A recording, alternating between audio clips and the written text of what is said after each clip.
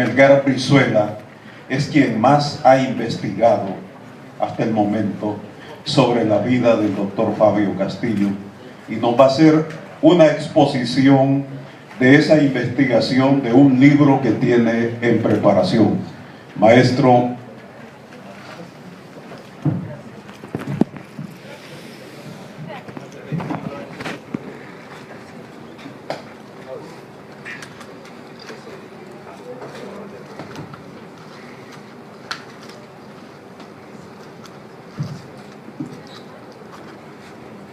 Buenos días,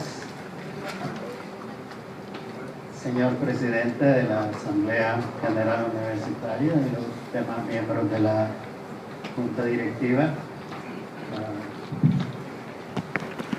familiares del doctor Fabio Castillo Figueroa, doctor Federico Paredes Castillo, exdecano de la Facultad de Economía de nuestra universidad, señora vicerrectora Ana María Glover de Alvarado, demás personalidades y autoridades que nos honran con su presencia, compañeros todos de la Asamblea General Universitaria. Agradezco que se me haya dado la oportunidad de expresar algunas de mis ideas, de mis análisis del pensamiento de Fabio, de las investigaciones que he hecho acerca del doctor, y eso me lleva a expresar lo siguiente. Fabio Castillo, el mejor rector en la historia de la UNES, el más grande luchador por la educación del pueblo salvadoreño. Bueno, alguien diría, estas son tesis que hay que sustentarlas, pero no es aquí precisamente el momento, ¿no? Estamos escribiendo sobre el análisis del pensamiento del doctor Castillo. Con Fabio, como decía el ministro de Educación, aprendimos muchas cosas. Era un enorme caudal de conocimiento, pero sobre todo aprendimos el amor por la ciencia, por la cultura, por la historia, por la filosofía, por la democracia y principalmente el amor por nuestro pueblo. Por eso, para entender un poco cómo analizo el pensamiento, voy a dedicar un ratito a mis experiencias alrededor de don Fabio. Fue rector de la UNES de 1963 al 67, y en esa época yo apenas sabía que él era el rector, aunque ya estaba en la universidad. En 1991 al 95 trabajé bastante a la par de él. Fue candidato a la presidencia de la República en 1967. Lo que yo rescaté en ese momento, ¿no?, fue su visión de reforma agraria, pero no solamente, sino que era una visión holística, cultural, filosófica. Quería lo mejor para nuestro pueblo, la industrialización del agro, la industrialización del país. Quería un pueblo educado. Y yo tuve la oportunidad de ser el secretario general de la Juventud Parista en Usulután. De manera que eso me dio la oportunidad de conocerlo personalmente y de intercambiar algunas ideas con él. Fue fundador de la Facultad de Ciencias y Humanidades, en la cual, como ya se mencionó, estaba el Instituto de Ciencias Naturales y Matemáticas. Yo era estudiante de física, y él entendía que hay mucho talento que no tiene oportunidad de desarrollarlo por las dificultades económicas, ¿no? Así que él propició la beca, las residencias estudiantiles, y a principios de 1970 yo me acerqué y le dije: doctor, voy para el tercer año, pero tengo dificultades económicas, y yo sé que usted está promoviendo un proyecto de becas. Me dijo: tráeme tus notas. Se las llevé, te doy la beca. Ah, sí, porque él las manejaba, ¿no?, sin tanta burocracia. Mi agradecimiento infinito, porque si no, quién sabe si hubiera podido coronar mi carrera. Fabio fue en Costa Rica, después de la intervención militar que ya relataron acá, el rector de la Universidad de La Paz. Yo estuve allí un mes, en 1988. Lo primero que hice fue hablarle por teléfono. Nos reunimos al día siguiente en la Facultad de Ciencias, platicamos 3 horas, alrededor de un café, 3 horas.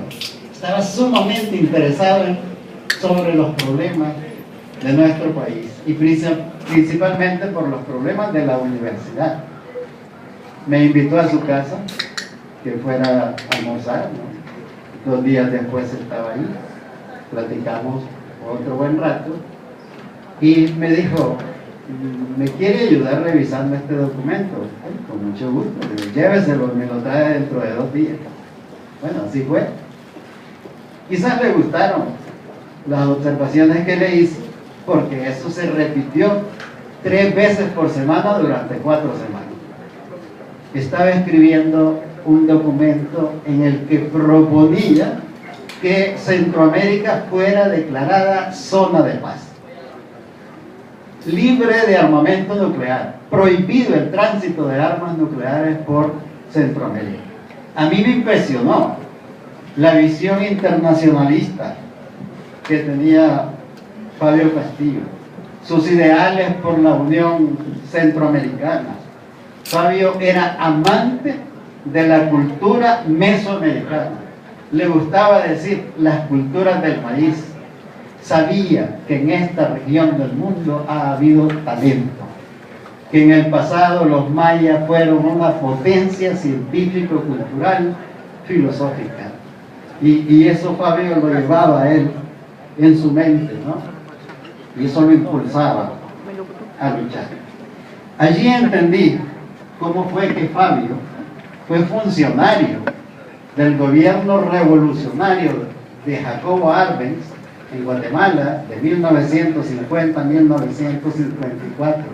Ahí entendí por qué él había sido fundador del Partido Revolucionario de los Trabajadores Centroamericanos. O sea, su visión internacionalista no era solo Centroamérica, sino también Latinoamérica, ¿no? Igual que Francisco Morazán, igual que Gerardo Barrios, igual que Simón Bolívar, o que el gran apóstol de la revolución de la independencia cubana, José Martí.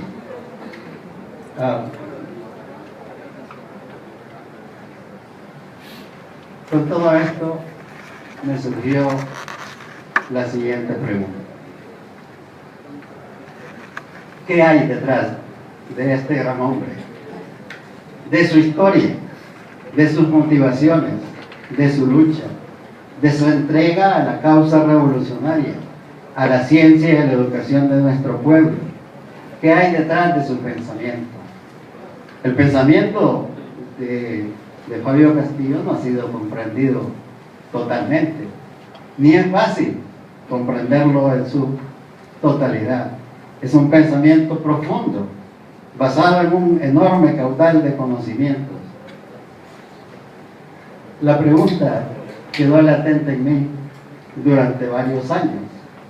Posteriormente, encontré un camino de aproximación. En las investigaciones que tuve que realizar previas a la redacción de mi tesis doctoral, encontré una frase que me dio una pista, la siguiente: hay hombres que son estrellas refulgentes en el firmamento de la historia, producto del talento de varias generaciones. Representan en el tiempo y en el espacio la inconfundible voz del genio, el heroísmo del guerrero, la serenidad profunda y pensativa del sabio. Tampoco puede situárseles confundidos con la muchedumbre. Son, a la vez, que generosas individualidades, expresión viva de la masa del pueblo. Rescatemos esto. Producto del talento de varias generaciones. No se les puede confundir con la muchedumbre, pero están asociados a su pueblo, ¿no? Son expresión viva de los pueblos. Eso fue Fabio.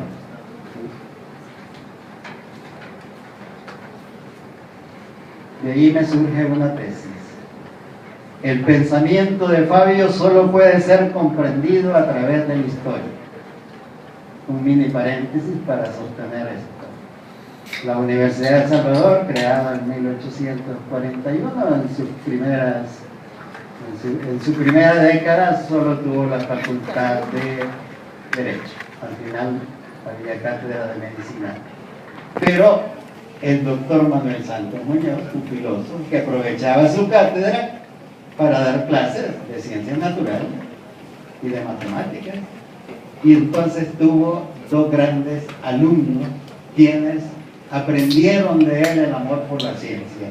Uno de ellos fue Fabio Castillo Rivas.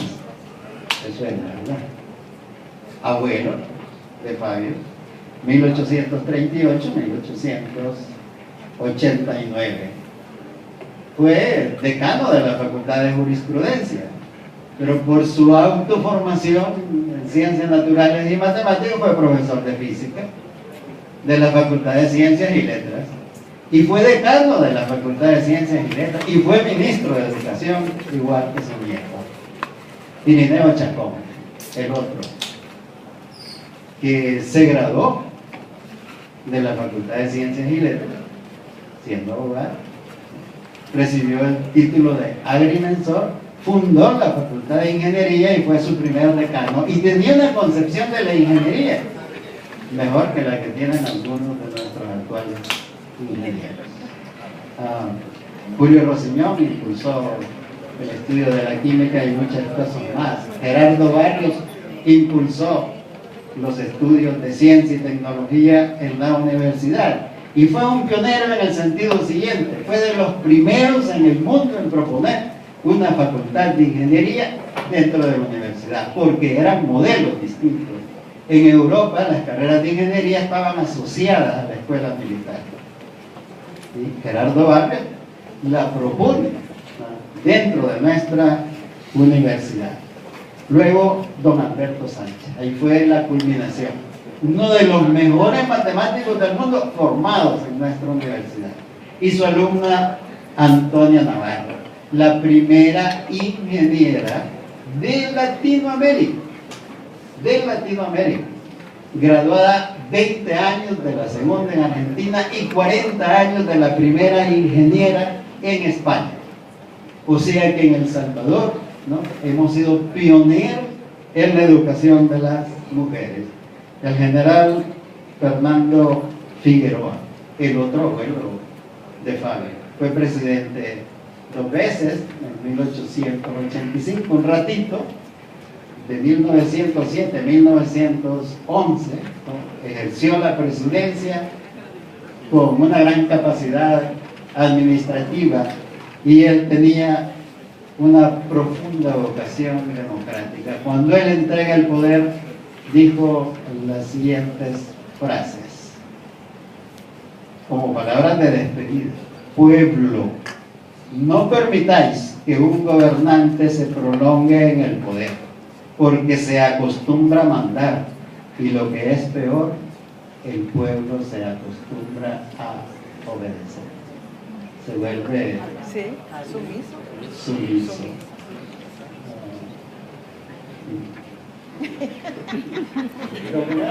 Documento que me dio mamá Juanita.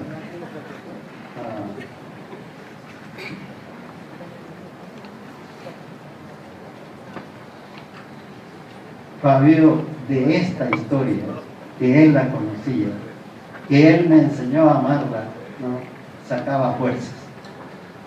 Y además Fabio era enamorado de la filosofía, conocía a los filósofos, ¿no?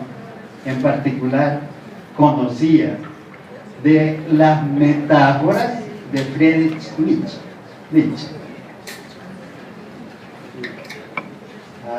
Son metáforas sumamente interesantes, ¿no? Me están ahí reclamando el tiempo, pero no puedo detenerme ahora.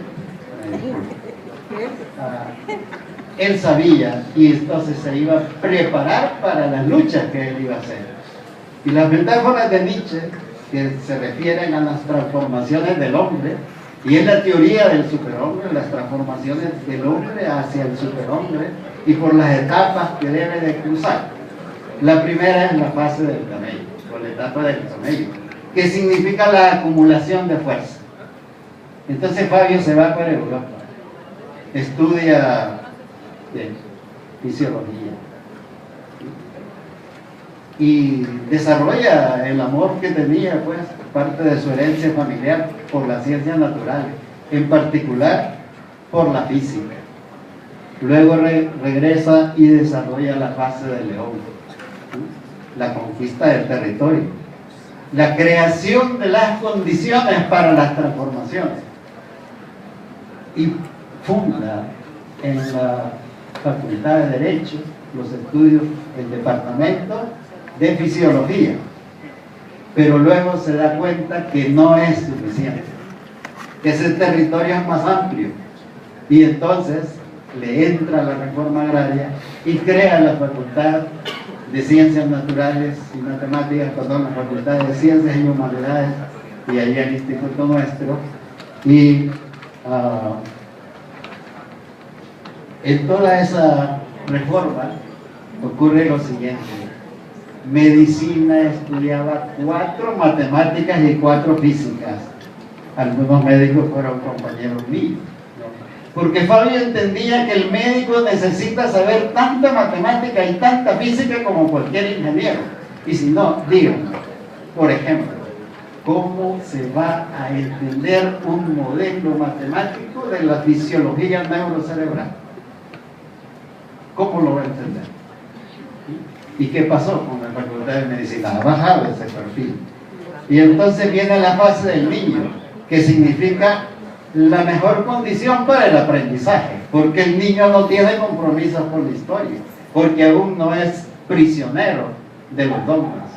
Y entonces impulsa la reforma universitaria a través de bibliotecas, laboratorios, centros de investigación, el comedor universitario, residencias estudiantiles, propició la extensión universitaria. La reforma universitaria de Fabio fue considerada por los analistas como la más vigorosa de América Latina en el siglo XX. Los profesores extranjeros, esos de que hablaba Federico, ¿no?, venían de Moscú, pero venían a dar clases de física. Fabio era enamorado de la física, porque era su elemento principal como sociólogo. Pero bueno, dado el tiempo, pues vamos a ir recortando. Todo eso van a ser capítulos de la obra que estoy escribiendo, ¿no? Solo ese hecho de la huelga general de brazos caídos, en la cual Fabio fue artífice, protagonista, la ideó, ¿no? Y esas cosas no se pueden dar si no hay la conjunción de dos propiedades, ¿no? Es cerebro y corazón, la gran inteligencia y el gran amor, ¿no? Y las estrategias surgen cuando se combinan ambas cosas, pero no hay tiempo para más. La reforma agraria, todas las bellezas que tenía Fabio, en la educación, cuando fue ministro de Educación, fundador del PRTC, la educación de las mujeres. En su segundo periodo, Fabio pretendía la residencia de mujeres y además pretendía la guardería para nuestras compañeras que trabajan y para nuestras compañeras que estudian, porque así se pueden dedicar al trabajo y al estudio con toda la tranquilidad de que sus hijos están en buenas manos y protegidos. Así es. Pero los grandes hombres suelen ser traicionados, así como Francisco Morazán, traicionado por los curas y por los reaccionarios del siglo XIX, como Gerardo Barrios, como Francisco Menéndez y Fabio Castillo en 1995, traicionado por esta misma casa de estudio, ¿no? Los reaccionarios de nuestra universidad desataron una campaña de desprestigio feroz despiadada contra Fabio. Campaña que no tenía nada que envidiarle las campañas de desprestigio que suele diseñar el Partido Arena en épocas electorales. Fabio estaba luchando por el escalafón docente, la mejor comprensión de lo que es la labor del docente, la necesidad de aprender idiomas, y eso le molestaba mucho. ¿Y cómo vamos a aprender idiomas? Muchos docentes que no hacen nada por seguir aprendiendo. Afortunadamente Fabio tuvo muchos reconocimientos, y voy a recortar porque de todas maneras esto es conocido, ¿no? La Asamblea General Universitaria, esta asamblea lo nombró en 1987 profesor meritísimo. La Universidad Notre Dame del estado de Indiana le otorgó el doctorado honoris causa. Nuestra facultad al edificio de física en el año 2000 nominó ese edificio con el nombre del doctor Fabio Castillo Figueroa. La Asamblea Legislativa lo declaró doctor meritísimo. La alcaldía, Colegio Médico sí, también. al Colegio Médico también. La alcaldía lo declaró hijo meritísima de nuestra ciudad capital. Alcides, el presidente. Esta universidad le concedió el doctor honoris causa Y sin ser en el 2008.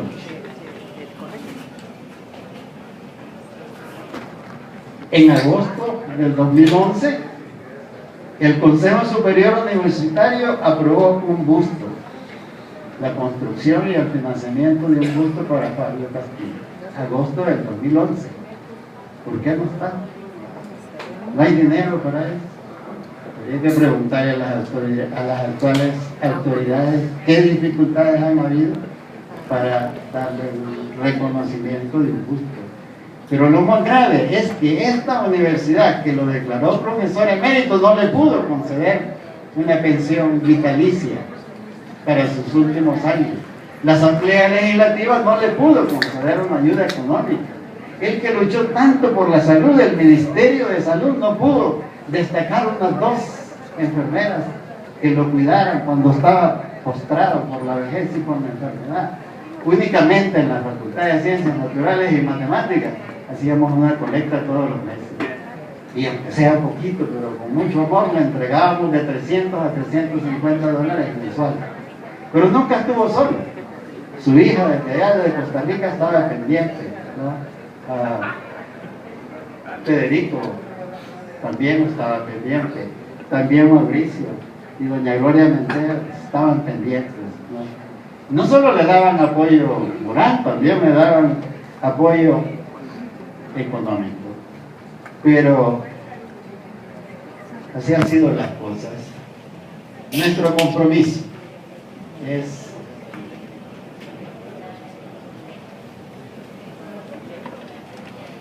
me dice Federico que su hija Carolina se fue a trabajar a Estados Unidos para mandarle remesas de dinero. Y era doctora en biología, se fue allá a cuidar niños pues, para poderle ayudar a su padre, porque aquí a veces no hay mucha oportunidad para los científicos. Pero entonces mi compromiso es redactar la biografía de Fabio con el título de Vida y Pensamiento del doctor Fabio Castillo, que no sea simplemente una colección de datos y de fechas, sino que un análisis de sus pensamientos, de sus motivaciones, de su forma de ver y analizar la realidad, de la hermenéutica de sus obras, de sus escritos, y por supuesto voy a necesitar el apoyo de la familia porque no tengo todos los documentos necesarios para eso. Disculpen que me haya robado unos minutos más, pero demasiado poco me estaba dando. Tiene razón.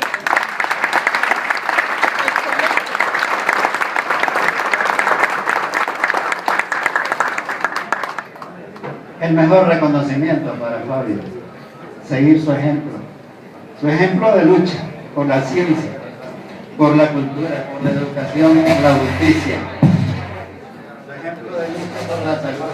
Apagarlo, no. Chico, apagar. Continúa.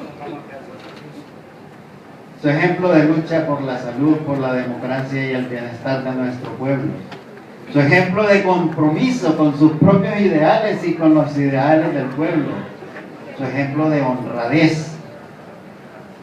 Fabio, cuando viajaba a su regreso, devolvía los viáticos que no se había gastado.